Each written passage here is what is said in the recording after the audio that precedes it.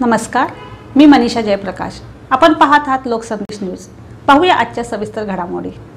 भोसे येथील अटक करून त्याच्या ताब्यातील 2,20,000 रुपये किमतीचा मुद्देमाल जप्त करण्याची कारवाई मिरज ग्रामीण पोलिसांनी केली आहे। मिरज तालुक्यातील भोसे येथील सौ यशोदा शैलेश बंडगर यांच्या घरी 16 डिसेंबर 2024 रोजी चोरी झाली होती आणि चोरट्याने घरातील तिजोरी फोडून तिजोरीतील सोन्याचे गंठण चेन चोरून नेली होती। सदर चोरी प्रकरणी सौ यशोदा बंडगर यांनी 14 जानेवारी 2025 रोजी मिरज ग्रामीण पोलीस ठाण्यात चोरीचा गुन्हा दाखल केला होता।